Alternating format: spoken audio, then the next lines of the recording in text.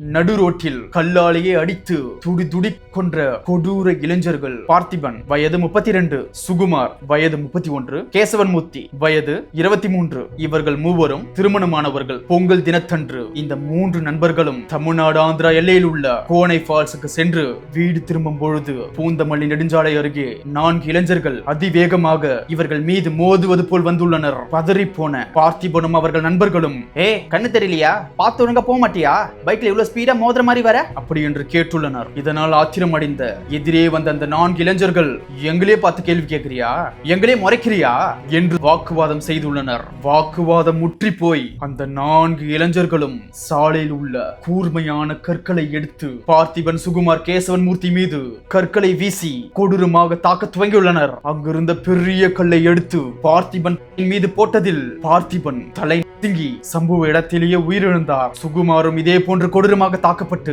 இரத்த வெள்ளத்தில் உயிருக்காக போராடி கொண்டிருந்தார். இந்த அரக்கர்களிடமிருந்து தப்பி ஓடிய கேசவமூர்த்தி ஐசியூவில் தீவிர சிகிச்சையில் இருக்கிறார். அங்கிருந்த பொதுமக்கள் போலீசாருக்கு தகவல் சொல்லி ரோட்டில் இரத்த வெள்ளத்தில் கடந்த சுகுமாரை அரசு மருத்துவமனைக்கு கொண்டு சேர்த்துள்ளனர். சிகிச்சை பலனின்றி சுகுமாரும் பரிதாபமாக உயிரிழந்தார். உயிரிழந்த சுகுமாரின் மனைவி நிறைமாத கர்ப்பிணி என்பது தெரிய வந்துள்ளது. இந்த அப்பாவி இளைஞர்களை கொன்ற அந்த 4 மிருகங்களின் பெயர் ஜோதிஷ், வினோத், நீலகண்டன், ஜவஹர். தப்பி ஓடிய இந்த 4 பேரையும் போலீசார் பிடிக்க சென்ற பொழுது வீட்டில் பதுங்கியிருந்த இவர்கள் கஞ்சா மற்றும் குடிபோதையில் இருந்ததாக தெரிய வந்துள்ளது. இந்த 4 பேரும் போலீசாரால் கைது செய்யப்பட்டு இப்பொழுது விசாரணையில் உள்ளனர். நேத்து ஒரு வீடியோ போட்டிருந்தேன் இந்த குடிகார நாய்களை பத்தி. அதுல பல பேர் கொந்தளிக்கிறீங்க.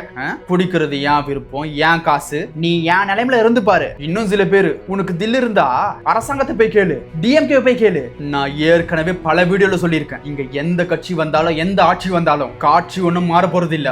விக்கிறாங்க குடிக்கிறோன்றீங்களே, விஷத்தை குடிதான் விக்கிறாங்க, வாங்கி குடிச்சிருவீங்களா? உன் பிள்ளைக்கு நீ சாராயம் வாங்கி குடிப்பியா? குடுக்க மாட்டல, அது அவனை அழிச்சிரும்னு தெரியும்ல, நீ மட்டும் ஏன் வாங்கி குடிக்கிற? தெரிஞ்சேதானே இந்த தப்பு தினந்தோறும் செய்யற.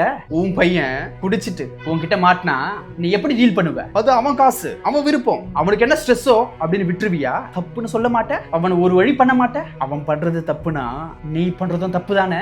இதெல்லாம் கேட்க நீ யாருடா? உனக்கு என்னடா வெண்ணன்னு கேக்குறீங்களே. நான் பாலோ தயிரோ வெண்ணையோனோ எதுவும் இருந்துட்டு போறேன், நீ சாராய டேங்கா இல்லாம இருந்தா சரி. இந்த 4 அரக்கர்கள் கூட இந்த மது போதையால தான் இந்த பிரச்சனை பண்ணாங்கன்னு சொல்லப்படுது. எதுக்குடா இவ்வளவு வேகமா மோதிர மாதிரி வரீங்கன்னு தான் கேட்டிருக்காங்க. அதுக்கு கல்லாலே அடிச்சு கொடூரமா இருக்காங்க. எங்க உங்க மனசாட்சியை தொட்டு இந்த கேள்விக்கு பதில் சொல்லுங்க. நீங்க குடிக்க ஆரம்பிச்ச பிறகு உங்க மேல இருக்கிற மரியாதை மத்தவங்களுக்கு கூடுதா இல்ல குறையுதா? உங்க வாழ்க்கையில நீங்க உயர்ந்து போறீங்களா, தாழ்ந்து போறீங்களா? உங்களையே பார்த்து இந்த கேள்வி கேளுங்க.